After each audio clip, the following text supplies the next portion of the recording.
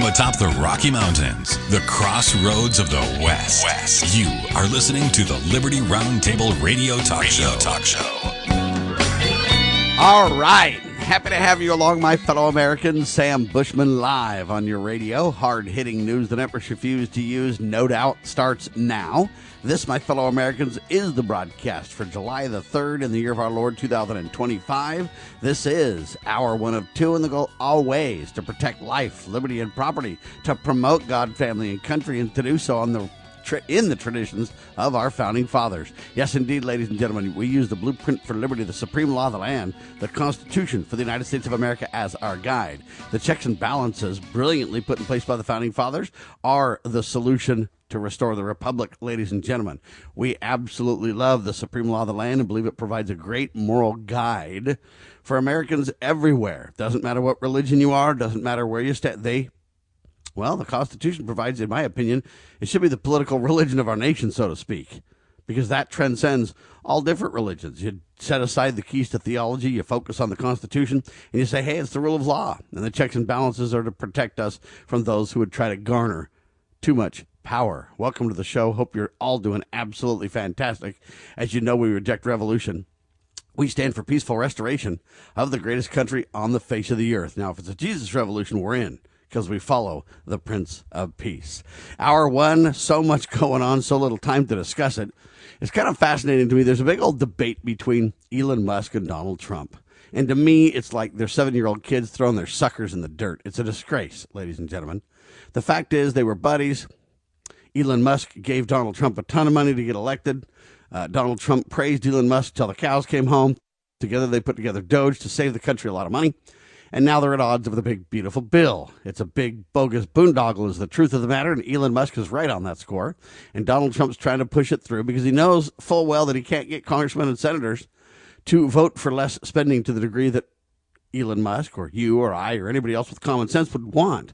So Trump's just saying, hey, let's take it on another day. We can save money a lot of other places. Don't worry, even if the debt increases, we'll be able to raise enough money through tariffs and everything else to pay for it. It's a big, beautiful spend. But hey, don't worry, there's going to be so much money coming in and you guys won't know what to do with it, is the phrase from Donald Trump, or the kind of the idea, right?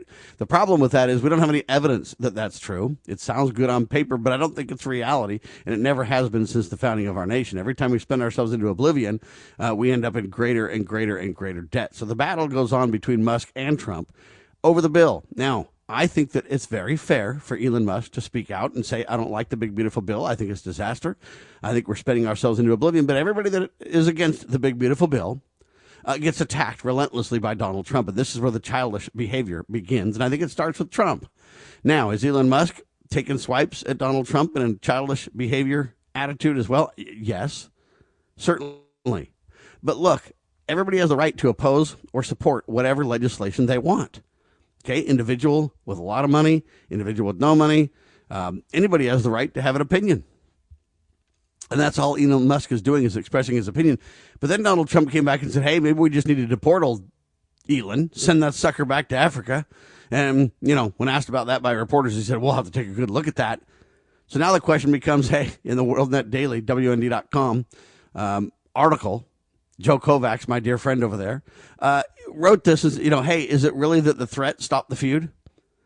I don't know if it did or not, but I know this. It almost seems like Elon Musk is schizophrenic a little bit, or bipolar. One day he's just high on the Donald. Donald's incredible. Donald's done this. The next day he's like, Donald's horrible. It's awful. Is this really the truth? What are we seeing? What's the real? I'd love to get Elon Musk and Donald Trump on the radio and discuss this openly, fairly, honestly, but you can't. Neither of them will come on the new media taking center stage, even though they know that's how they won the elections. But nevertheless, the truth is they always go on the mainstream clown shows, and all they do is just show the divide and the confusion and everything else. First off, I think it's a fake divide between Donald Trump and Elon Musk. They both want to reduce government spending. They both want appropriate government, accountability. Their divisions are much less than their agreements. And what the government wants to do, that's the deep state, criminal government, along with the media, who's always willing to carry the ball for the criminal deep state government. They want to create this divide to hopefully fracture MAGA, right? Make America great again. They want to fracture that, and they want to act like it's the end of the world. Now, I don't know how the mainstream press gets a hold of these things and manipulates this to this degree. It's beyond me, because Elon has a big bully pulpit or a big microphone in X, right? Donald Trump has a big one in Truth Social. X is bigger than Truth Social, but remember, Truth Social is ran and owned and controlled by the president of the United States, so it's hard to say who's really bigger at the end of the day, right? The problem that I have is this: these two big rich guys are at odds with one another, and America suffers as a result of that. Now, I'm not here to criticize or attack either of them. I am here to point out childish behavior. I'm also here to point out that they have a lot more in common than they do in disagreements. Go look at my callforcivility.com website. That's callforcivility.com, and check it out. The things we agree on are way more than what we disagree on. And so let's step aside and think about this for a minute. Just call a halt to the con manipulation, divide and conquer communist tactics game, and say, hey, how do we get these guys to agree? It's okay if Elon Musk doesn't like or criticizes the so-called big, beautiful bill, okay? And they don't have to melt down over it. Now, the next thing that Donald did is not only threaten to send Elon Musk back to Africa, which I think is a disgrace. The other thing that Donald Trump did is he said, maybe we ought to doge Elon, because Elon Musk has received more government subsidies than just about anybody else on the planet. Now, in that, Donald is correct. You know what? Elon Musk has made his whole living on government subsidies. You go look at it, from SpaceX to Teslas to, but I can go on and on. He's received a ton of money from government subsidies. So you could say, maybe this, effort to elect politicians, is fair play. It's just getting money back. But that's the pay-to-play scenario. That does nobody any good. And so the bottom line is you don't really know where Elon Musk stands. You don't really know where Donald Trump stands because the media manipulates things to the point where it's just impossible to know. I mean, can you ever recover when the president of the United States says we're going to deport you and maybe we got to doge you, take away all your government subsidies? And if you're Elon, you're like, well, I put a ton of money into your campaign, and now you're trying to pass the big, beautiful bill, which is spending ourselves into oblivion. We're in over $37 trillion of debt, and there's no end in sight. I mean, what more do you want? Come on now. So, see, it's easy to take a piece of that pie and point turrets at one another. And, it's instead of ready, aim, fire, it's like fire, ready, aim. And that's the problem that we're seeing today. And what we need to do is just step back and have a clarion call for civility. Donald, you know that Elon Musk has done a great job on so many things. Elon, you know Donald Trump has done a great job on so many things. But both of you deserve a little bit of constructive criticism in the sense that, hey, we don't need to spend ourselves into oblivion. Ron Paul has been against it and spoke out boldly through Campaign for Liberty. That's Rand Paul's father, right? Rand Paul standing against it in the Senate saying, I cannot increase government debt by $5 trillion over the next decade. Okay, Thomas Massey saying the same thing, right? Mike Lee was saying the same thing. Now, he voted for it in the Senate. Shame on Mike Lee. Good for Rand Paul for opposing it. There's a couple of other senators who opposed it. I think even Lisa Murkowski voted against it. Now, I don't agree with her on much, but, well, she might have voted against it for the wrong reasons, but at least she voted against it. Bottom line is it was a squeaker-passed bill in the Senate. You had to have JD Vance, VP, come in and break the tie. That's a disgrace in and of itself. Now they bounced it back to the House. Pressure's on the House. So you're going to pass the Senate version? You're going to get it done by July the 4th? By tomorrow? Good luck with that. The problem is that the House sent the Senate a bill. The Senate changed the bill and had to send it back to the House. Is the House going to go along with the Senate's version? Or is the House going to change the bill again? So to me, see, these are completely wrong tactics. You shouldn't send a bill from the House to the Senate, and then the Senate manipulates it, sends it back to the House. That isn't the way it's supposed to work. The way it's really supposed to work is you send it from the House to the Senate. The Senate can agree to it or not. And if they agree to it or not, they can say why they didn't agree to it or why they believe it didn't pass. And then it should go back to the House, and the House should look at it and say, are we going to add the provisions the Senate wants or not? If we are, we're going to do it, then we're going to pass it again, send it to the Senate. That's the way it should work. But in modern times, what we've done is we say the House will pass a bill, then the Senate will go ahead and look at it and modify it a ton and change it and manipulate it. And now the Senate passes their version of the bill. And now it goes back to the House to say, take it or leave it. See, that isn't really the way it's supposed to work. It's supposed to go from the House to the Senate to the President. And if it gets stopped at the Senate, it should go back to the House for revisions, not let the Senate do all the revisions and send it back to the House. Why, you may ask? Because now House members are getting their arms twisted because, by golly, Donald Trump called for a July 4th, hey, let's get this done by. The Senate says we've already done our due diligence, but what they've done is manipulated it and put undue pressure on the House. Now House members are getting their arms twisted to pass what the Senate, quote, voted for. The problem is it's way different than what the House agreed to in the first place. So it puts undue pressure on the House when you do that. So I submit to you, they're going about it all wrong. At the end of the day, they will probably pass some bill. Whether they get it done by the 4th or not, I'm not a prophet. I can't tell you. My guess is no. They'll fight way into the weekend, but before the weekend ends, they'll have something that'll sell us all down the river. Over $5 trillion in increased debt. The deficit, over $37 trillion, going up daily with no end in sight. Everybody and their dog compromised, nobody happy, but yet Donald gets a win. That's what's probably going to happen. I pray we come to our senses, but doubt we will. Hang tight. I'm Sam Bushman. Let's bring Brian Rust, our buddy over at freewatercoinco.com, into the mix. We'll talk about it. You're listening to Liberty Roundtable Live. How do you know your child loves you? When he calls and he says, Dad, why don't we go fishing?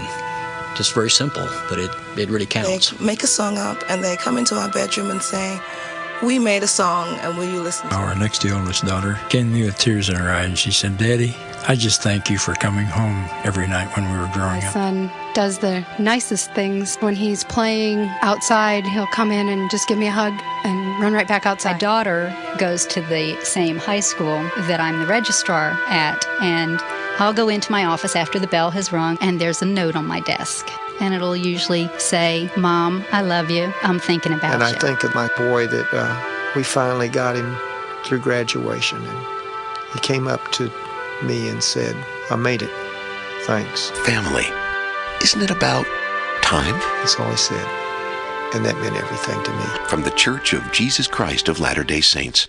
As you are aware, America is divided over every fault line possible. This is intentionally fostered by those who do not love God, family, or country. We believe a peaceful future as a free people absolutely depends on civility. Clarion Call for Civility is looking for funding and volunteers at every level to make our hopes and efforts a reality. Please donate, sign our pledge, and help us in our sacred cause. Please visit callforcivility.com for more details. Callforcivility.com. Bypass the mainstream narrative with Liberty News Radio at libertynewsradio.com. Engage with charismatic hosts live or on demand. We cover the crucial news focused on God, family, and country. News that other networks simply refuse to use. Think of LNR's hard-hitting news and podcast at your fingertips, anytime, anywhere.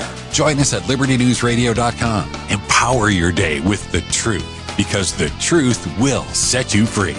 libertynewsradio.com.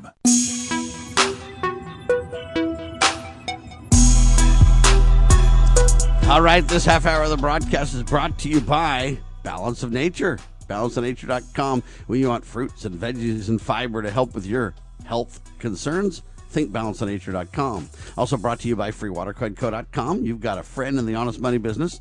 They take care of you. You ought to take care of them. Honest money is the key, especially when we're talking about this big, beautiful boondoggle. It's bogus.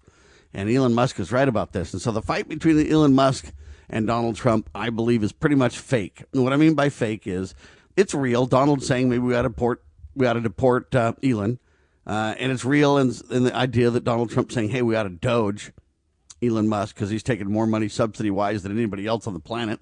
And it's all true. What Donald's saying is true. But it's also true what Elon Musk is saying, which is, hey, how dare you, Donald, go for this big, beautiful bill. You know it spends ourselves into oblivion. You know that's what we've stood against. You know that's what Doge is for, to stop these expenditures. But see, Trump knows full well he can't get the Congress to go with these expenditure cuts. Okay, and so that's the problem. Donald wants to move forward and get a win at the expense of cutting expenses. And the problem with this whole thing is that we're going to increase the debt by who knows how much, $5 trillion, they say.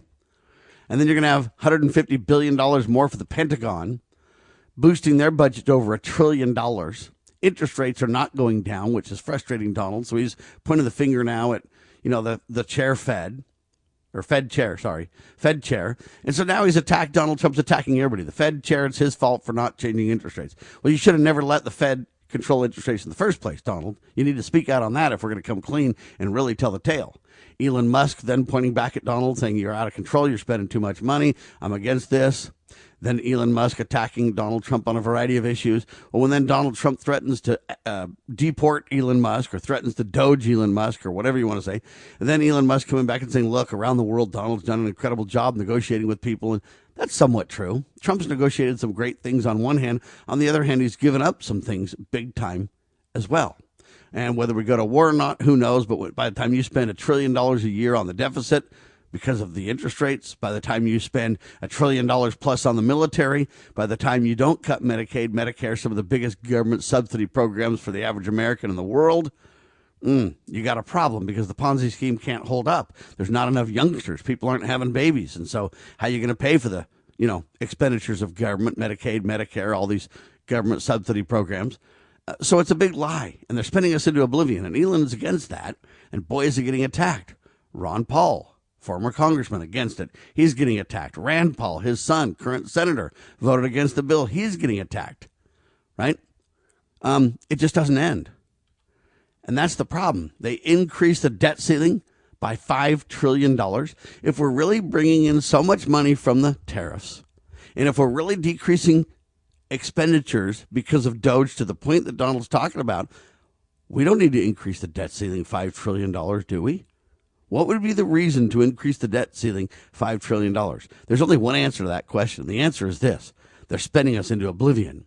So now I'm getting emails from, quote, Doge/Donald. I don't know if it's from Elon because he's not there anymore, supposedly. It was, again, in the beginning, it was Vivek Ramaswamy and Elon Musk. They were together going to run Doge, and they were going to run it through 2026 and save us a ton of money. Doge has only been running for a few months, and now I don't know if it's on the ropes or not or who's controlling it, but it isn't Elon Musk, and it isn't Vivek Ramaswamy. And so now we've got this Doge pointing out all these savings, but nobody's saving. And so what I'm getting in these emails, as I mentioned, I'm getting these things saying, hey, you ready for your Doge check? We're going to save so much money, we're going to just start writing Americans checks. We did it in COVID, spend ourselves into oblivion. Now we're going to supposedly do it again. It's a disgrace, folks. I don't need a check. What I need you to do is quit spending money on everything under the sun. Get the government out of the interest rates so we don't spend $1 trillion on interest every year. Get the military brought back home and not spend our money everywhere. We're in over 130 nations militarily speaking now, and it's got to stop. Bring them home. Reduce the debt by who knows how much by Doge savings. You could do it. You could do it now. And if we're really bringing in as much money as President Trump says, hey, we can pay down the deficit, pay down the debt, balance the budget today, pay down the debt. Let's do it. But the problem is they don't have the money to do it. It's all talk. It's all smoke and it's all mirrors. How do I know?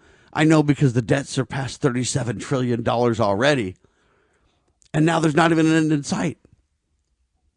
Okay, folks, this is out of control. And the things we're being told just aren't accurate on any sides of these equations. So I submit to you that we ought to have a clarion call for civility. We ought to quit attacking one another on a personal level. We ought to quit making threats that you don't intend to carry through. Donald's not going to deport Elon Musk. Okay? Elon Musk now firing back if he gets deported. Hey, I'll just help start and fund a third party. So now you're going to have George Soros, clown, criminal, communist, in my humble opinion, to which I'm entitled, foreigner, putting a ton of money into our elections. And you're going to have a deported, frustrated, angry Elon Musk doing the same thing. This doesn't look good at all. It's a disaster. So why don't you just, decide to lay down your weapons. Don't throw your sucker in the dirt and don't pick up your weapons. Just step back and say, we're not deporting Elon Musk. Elon Musk has done a lot of good. He's put his money into a lot of elections. And you say, well, Sam, that's bad because I'm a Democrat and I don't think Elon should do that. Elon's conservative. Elon's not too conservative. He took more money from the people in his subsidized businesses than almost anybody. That's all true. And we're not going to deport him, and we're not going to cut off his subsidies, even though we probably should. And we're not going to, end up shutting down Donald Trump with his big, beautiful bill. I wish we would. I think those who want to are right. Thomas Massey, Rand Paul, several others want to reduce the expenditures. And I pray for them, and I hope they get it done because that's what needs to happen. But it isn't going to happen. They're going to pass the big, beautiful bill in some form. The only question left is in what form? How? What's it going to look like? And the answer is this. We're going to compromise on some of the most important things that we want, and we're going to move ahead with things that we think are disaster. So they're going to increase money on the military. It's a disaster, but hey, Donald Trump's going to end up being a war president, so he's got to have more money for the war. He's going to fund both sides of wars everywhere. I mean, we're funding Ukraine and we're funding Russia. We're funding Israel and we're funding Hamas. We're funding Iran. We're funding everybody and their dog people, and that's what really needs to stop. Ron Paul and Rand Paul and others are speaking out about this foreign aid that's got to stop. That's where we really could save a ton of money. But we're not going to do that. We could save a ton of money on the government schools. We're not going to do that. We promised to abolish the education department. They don't even have solid legislation with any backing to get that done. You say, oh, no, Sam, you're not correct. So-and-so's put a bill in to do just that. I know. But it doesn't have a prayer for passing. The leadership, Mike Johnson and clowns, they're going to make sure that it doesn't come up for a real vote. And even if it does, they're going to twist arms and make sure that it doesn't pass. We're not getting rid of the education department. We haven't seen a single government agency go away under Donald Trump, first go round or second thus far. This idea that we're going to save a ton of money, that DOGE is going to bring the receipts to the table and we're going to just decrease expenses left and right, is not happening. If it is, why do we need to increase the deficit by $3 trillion? Why are we going to increase the debt ceiling by $5 trillion? Because we're spending too much money. And Rand Paul wisely warning about it. In my opinion, he's one of the key senators speaking out about this. He's right as rain. But then what Donald Trump does is say, hey, I'm going to deport Elon Musk for criticizing the bill and de-doge him or doge him, whatever. And I'm going to, we're going to put Thomas Massie in our sights. Well, here's what happened now. Thomas Massie under the sights of Donald Trump for a primary runoff to try to get Thomas Massie out of office. Well, then Elon Musk comes back and says, I'm going to back Massie. Okay, now we got a big old financial showdown. But Rand Paul's speaking out too. And now Trump's like, hey, we got to get rid of Rand Paul. He's horrible. He's a bad guy in the Senate. No, these are some of the greatest people we've ever seen trying to cut expenses. And they say, well, none of the Democrats even broke rank. They're all lockstep to shut down Donald's big, beautiful bill. Most of them are not in lockstep to shut down Donald's beautiful bill. That's not true. What they want to do is decrease spending. Now you say, come on, the Democrats never decrease spending, Sam. Well, I'm not here to debate their reasons. They might be doing it for the wrong reason, which is, hey, I hate Donald and I'm going to do everything against Donald that I possibly can. That's not the right reason to vote no on the bill. But voting no on the bill is the right answer, regardless of their reasoning. See, I'm agreeing with the Democrats that we got to decrease expenditures. Not because I agree with the Democrats' reasoning. They might be Trump haters. They might just say anything that Donald does, we want to stop. They might just say we're doing it for partisan politics. I disagree with all those reasons. But I still agree on the point. And the point is, we cannot keep spending. We've already had 3 groups reduce the credit rating for the United States, which means interest is more money. It's more expensive to borrow money, which means the trust around the world is becoming less and less, to the point where, you know what? At some point, it'll be so expensive to borrow money, we won't be able to. At some point, we'll be forced to decrease expenses. Do you want to do it by choice or by force? Do you want to do it now when we have time to softly land the plane, or when we're forced to kind of put on our oxygen masks because it's an emergency now? See, those are the only real questions left to discuss. And the problem is nobody's articulating them in the media like I am, like Rand Paul is, like Ron Paul is, like Thomas Massie is, and few others. Even Mike Lee warned about it, but now he voted yes on the bill. And I'm sure that, he's voting yes because he believes that the good outweighs the bad. I disagree with him. But again, he has every right to vote as he sees fit. We have every right to retain him if we believe he's doing a good job, or not if he's doing a bad job. That's how representative government actually works, right? So we've got a lot on our plate, ladies and gentlemen. But I'm telling you right now, when it comes to July 4th, and I want to talk about this more, should we be discussing arguments between Donald and Elon? Or should we be focusing on ways that we can really right the Republic, that we can restore constitutionality, that we can stand for principle? See, that's what we need to be focused on. Our founding fathers might feud on the side, but at the end of the day, they never intended for us to be $37 trillion and growing at an alarming rate in debt. That was never their intention. We ought to follow their lead, follow the Prince of Peace, reduce debts, stand together and live within our means, not pile it on the shoulders of the next generation. Hang tight. Liberty Roundtable live.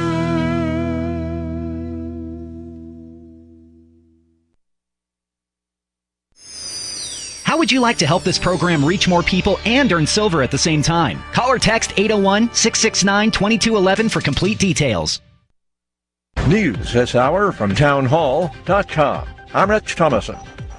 A talkathon. It's a lengthy floor speech being waged by House Democrat Minority Leader Hakeem Jeffries, delaying a vote on President Trump's spending and tax cut bill. House Speaker Mike Johnson says the votes are there to pass the bill. Now it's simply a question of when the vote will take place. That could come later in the morning. The president's been urging Republicans to stand together and pass the measure. He's been working the phones, talking with Republican holdouts. Different groups of GOP congressional members have issues with the legislation after the Senate made changes to it.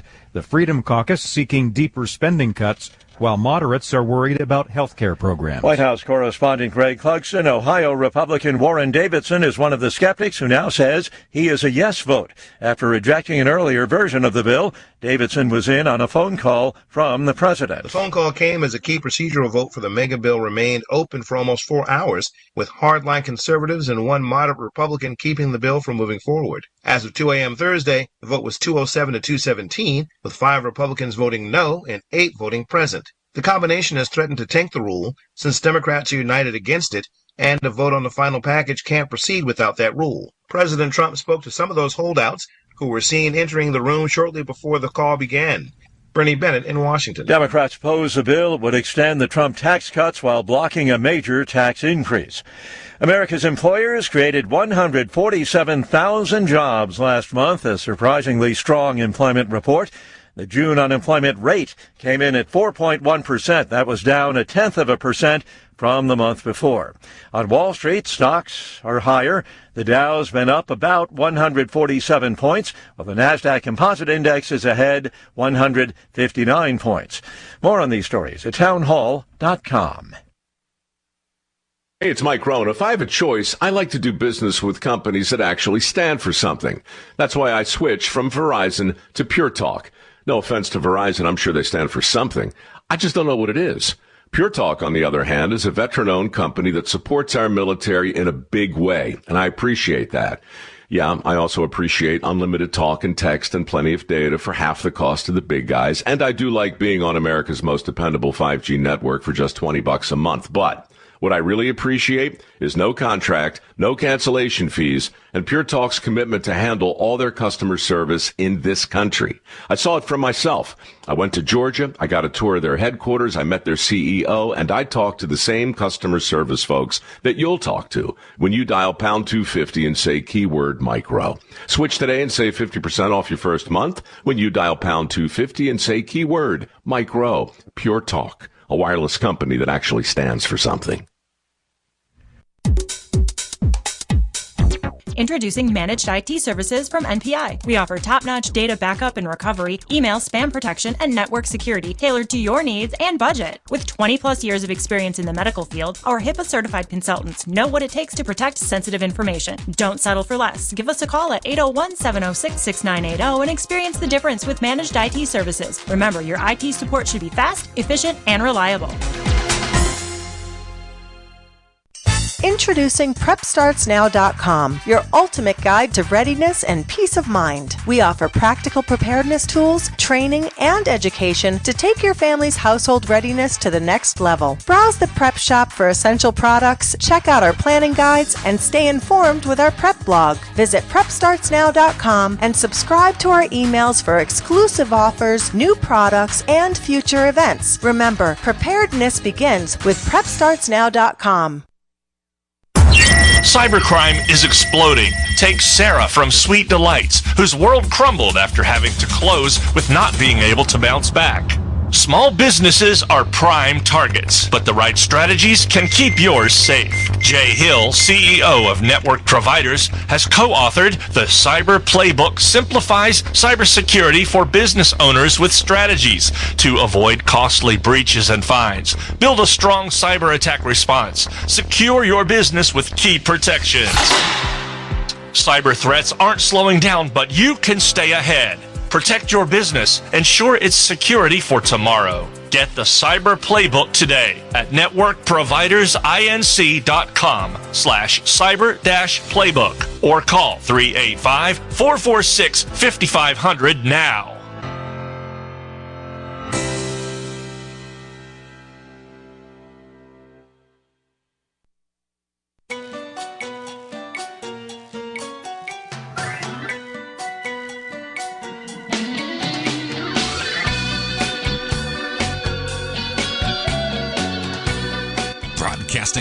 Live from atop the Rocky Mountains, the crossroads of the West. You are listening to the Liberty Roundtable Radio Talk Show.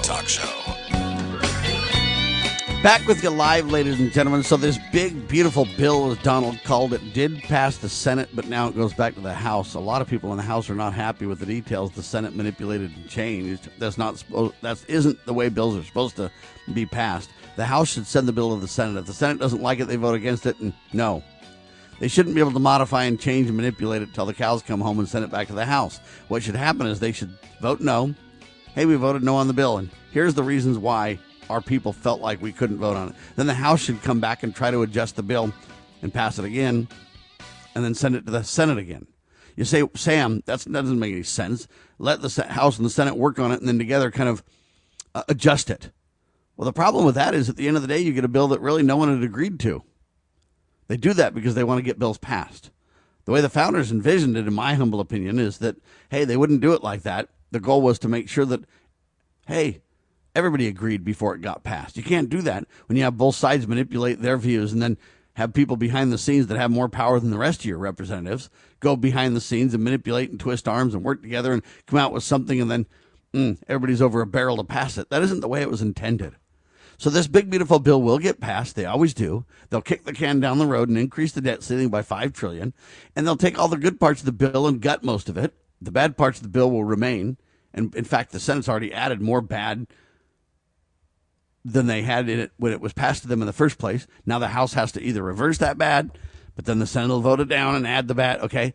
Or they're going to have to go along. This is crunch time for Donald. So now the President of the United States, instead of serving his country, is spending his time twisting the arms of those behind the scenes to see if he can't get consensus. And the consensus is where they'll pass the bill. That's how we're going to get all the bad provisions promoted and all the good things jettisoned. So let me give you an example to make the point. You know, they say, well, we're going to save the American people from their taxes going up. Well, why do you have to save the American people from their taxes going up? Answer, because when Congress passed in, 2017, the big tax bill that was incredible, tax savings bill, they put an end date on it. It was sunsetted. In other words, it didn't last forever. So now all they're doing is voting to save us from their time bomb they put in, 8 years later? So they're saving us from what they engineered in the beginning, acting like, oh my gosh, we're saving you. No, if you would have made it permanent, you wouldn't have to save us from anything. Well, the truth now is they're doing the same gymnastics to make this pass. Let me give you an example. One of the big provisions is to gut funding for Planned Parenthood and other murderous organizations. Okay? But just so you know, they're only suspending Planned Parenthood funding for 1 year. So by the nature, it comes back after a year if we don't save us from ourselves once again. Next year, they'll be like, my gosh, we got to pass this because the abortion murder funding is going to resume if we don't save us from ourselves. See, they put these ticking time bombs in because then they can always use them as a wedge. They can always use them to force people aboard. Well, you don't want to be the guy that didn't pass the bill that allowed the funding to resurface and come back and bite the people in the butt, right? You don't want that. By golly, you better vote for this.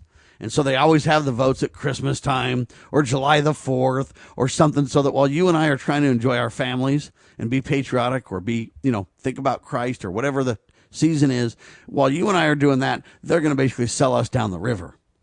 And so I appreciate suspending Planned Parenthood funding for a year. It's better than nothing. But it isn't the answer that we, the people, are looking for. And they know you don't know the bill.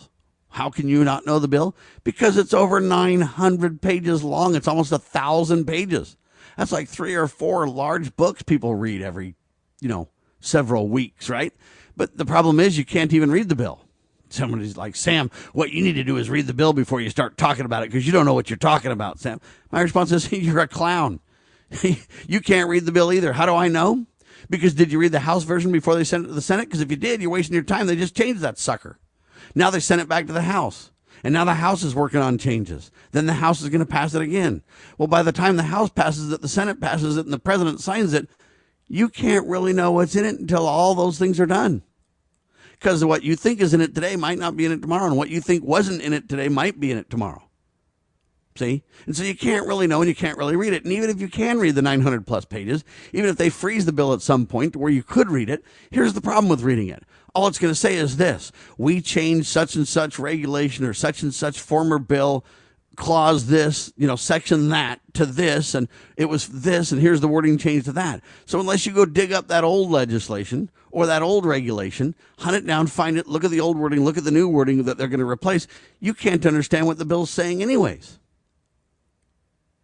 Okay, so by the time you go look up all that old legislation or old regulations or whatever they're modifying and changing, you can't really even understand the bill, even if you were to read it all 900 plus pages. That's why nobody reads it. That's why Miss Green got snookered last time, because she didn't realize there was things in it that she disagreed with. And after the fact, she signed on to the bill, and then after it got passed from the House and sent to the Senate, people started criticizing certain sections. She's like, whoa, wait a minute, I didn't know that was in there. Next time I'm voting against it.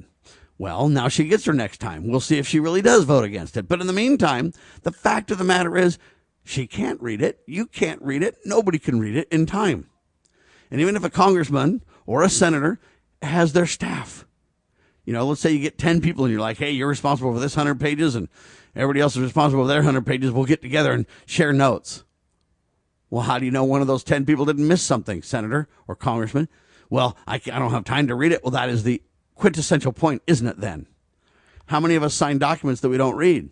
Well, plenty of us. How many of us should do that? None of us.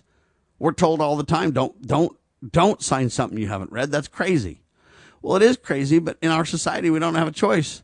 I mean, if I want to go ahead and go sign up for a website, they've got a 50-page EULA, right? Some agreement. I can't read all that. I can't even sign up on the site if I don't agree to it, so I might as well just ignore it and agree to it, right? And the Congress has got in that same kind of mode. And that's the problem that we're facing. They're spending us into oblivion. And you don't know what's in the bill. So how many people know that they're going to basically for 1 year defund Planned Parenthood? It's not permanent. How about the tax cuts? It's not permanent.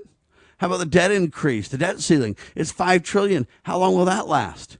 Will Donald Trump's big, beautiful tariffs come in and save us from that? Well, unless he decreases taxes enough for us, and I don't see enough on the table, you and I are going to have a big increase in bills. I'm out here in California right now, literally paying over $5 a gallon for gas. Yeah, let's go ahead and get in a fight with Iran. That ought to help the oil situation.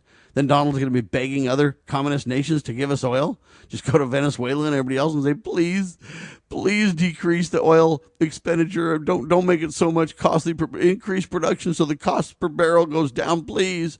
That's the begging we're going to be in if we play this game. Because we haven't been able to take on the environmentalists and create enough of our own oil. And we're literally driving by refineries going, how come gas isn't cheaper?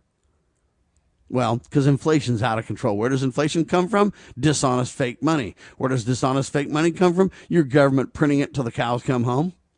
Is it criminal? Yes. Is it unconstitutional? Without a question. Does it need to stop? Sure. Everybody agrees with all that. But, Sam, we don't have time to discuss the constitutionality of something. We got a crisis on our hands. We got to do something else. So they deal with the crisis, and then tomorrow it's like, well, now we're ready to run for the election. We can't talk about that till the election's over. When the election's over, Sam, we'll get down to bit. Then the election's over, and now it's like, hey, inflation's out of control. We got to fight inflation. Let's put more regulation and more government involvement. Every single time we end up with a wrong answer. What is the right answer? To lay down your weapons of war, Donald and Elon. Realize that you both at least tell us that you want to decrease expenses. How will we know if you're genuine or not, huh? The answer is if you do what you say. And you told us you were going to bring Doge to bear. You were going to find government waste and stop it. You were going to decrease expenses. You were going to, bring us into a balanced budget scenario. Good. You don't need to increase the debt ceiling to do those things. But see, we're going to end up with a debt ceiling increase of $5 trillion. We're going to have the deficit, increased to 3-point-something trillion. Most of the benefits that you're going to get have sunsets on them, which means they're not going to last forever. They're going to last until they need to bail you out and save your bank. By golly, we better pass this so the tax increases don't happen.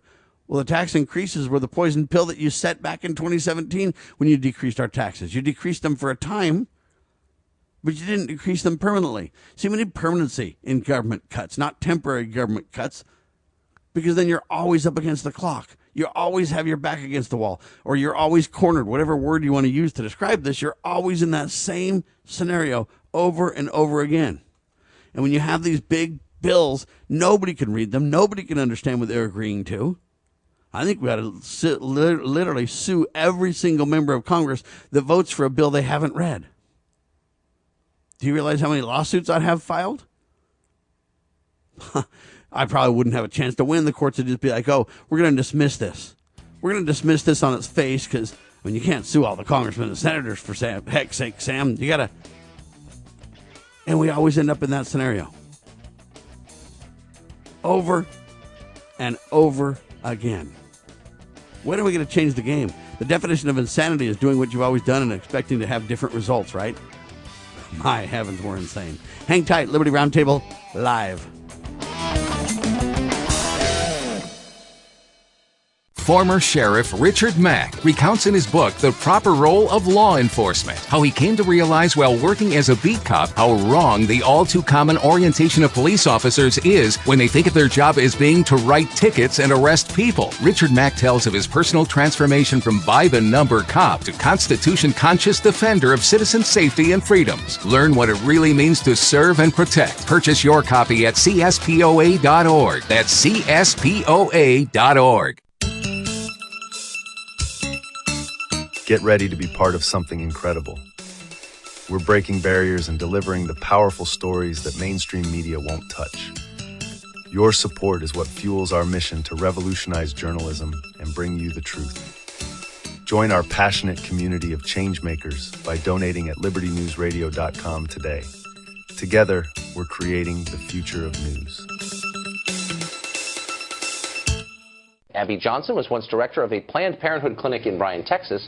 After a moral crisis, she quit, and now she campaigns against what she once endorsed. They implement abortion quotas in all of their clinics. What do you mean quotas? You have to perform a certain number of abortions every month. One of the reasons that I left... Are they explicit about that? Yes. It's in your budget, right there on the line item.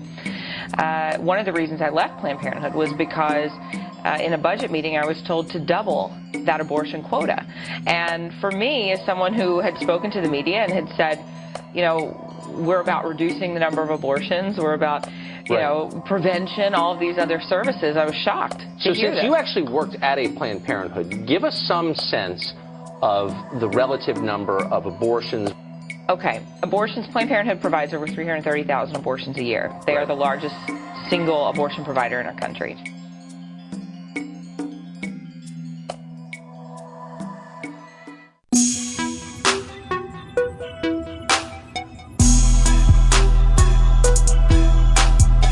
All right, back with you live. I know people are thinking, man, you've gone on about this bill for so long, Sam. But that's the problem that we're facing, and I don't mean to be too critical of anybody else. I'm just telling you, those who are standing against the expenditure increase are being attacked relentlessly. Rand Paul, Thomas Massie, they're targeted for removal from the Senate in Rand's case and the House in Thomas Massie's case. And I look at this and I say, man, those are the only ones that should not really be under fire. They're the ones that are trying to call a halt to the con game of just incredible government spending. They're the ones standing tall. Elon Musk standing against it. They're the ones being relentlessly attacked, and you got to ask why. And so I say shame on the Trump administration for attacking the good guys. Okay, the Democrats are all against the bill only because they're into partisan politics, and that's their divide. But see how we're being divided and conquered, folks? We cannot spend ourselves into oblivion. We've already been derated, whatever you want to call it. We lost our credit rating.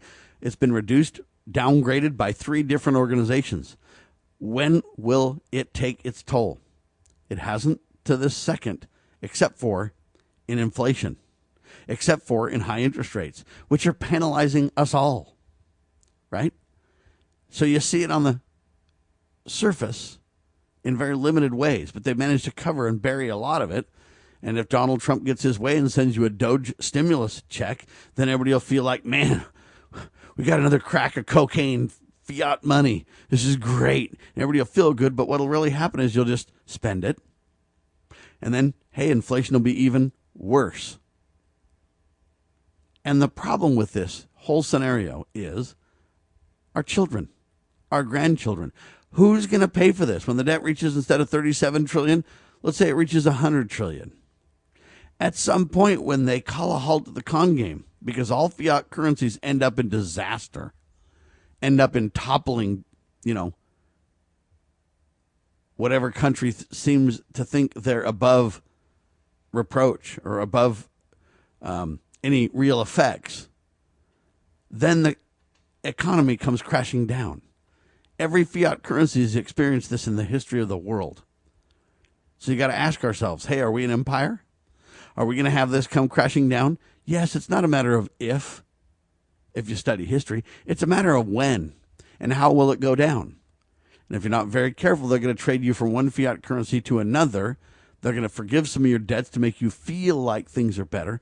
But the next currency will be even worse. It'll be a digital currency where they have even more control. So instead of just having control to print the money, they'll have control to regulate the value of the money. So they'll control the interest rates, then they'll control the value of money. And if we're not very careful, they'll back this into the same thing the communist Chinese are doing, which is the value of your digital money will be based upon your, quote, worthiness before government. Yes, if you're a Sam Bushman and you speak out against Donald Trump or speak out against this crazy spending, Sam, your currency is just not worth as much as the next guy, because it'll be a political credit score, not just a credit score on how well you pay back your debt, like what has traditionally been the case, but more like, hey, you're not behaving the way you need to, and so therefore, Sam, your money's not worth as much. It's going to be tougher for you and your buying power, right? But on the other hand, if you go along with the government, if I'm praising the Donald, if I'm telling you this is incredible, this debt ceiling raising is great, man, we're doing all these awesome things, we're cutting expenditures, we're dodging everything, but yet we got to borrow a ton more money. Don't worry, Sam, it's all good. Don't worry, be happy. Well, then my financial wherewithal will be doing pretty dang good, you see. And so this is a very big concern. Now you say, Sam, that's not going to happen. Well, it's already being talked about at the government levels. It's CDBC, whatever this thing's called, right? It's a digital currency, whatever it's called. I don't even know the term anymore. I can't remember. They have so many acronyms for government manipulation, it's beyond imagination. But by the time they manipulate the interest rates, by the time they manipulate the value of my money, or maybe they say, Sam, you're so out of control, buddy, we're just going to, well, we used to freeze money of countries like Iran, just freeze their money. Prevent them from trading with anybody else. And what happens when that gets to the personal level? Sam, we just froze your accounts because, buddy, you're using your accounts to fund Liberty News Radio and Liberty RoundTable Talk Show. And you know what? You're using those things that, well, they'll be really nice at first, not in the best way for the country, Sam. You need to be grateful on the 4th of July for America and grateful for your overlords. And man, Sam, maybe we need to put you in prison. And speaking of prisons, we're the greatest prisoner nation in the world. We spend more money on prisons and more money on war than any country on the planet. But yet we say, we're a light up on a hill. We're the peaceful nation. We're the good guys. And I don't see it. You say, Sam, you're sure being negative for the country. No, I'm being negative on the direction we're going. I'm being negative on the things that are happening right before our very eyes. Well, Sam, what about positive attitude? What about solutions? Let's finish the broadcast talking about that. What are the solutions? The solutions are to stop crazy expenditures. Rand Paul, Thomas Massey, Elon Musk, Ron Paul, myself. There's many of us speaking out to say, let's decrease expenditures. We can do it easily. There's a lot of ways you could decrease expenses, and the average American wouldn't feel a thing. Foreign aid is one of the great ones. Okay? What's the other solution, Sam?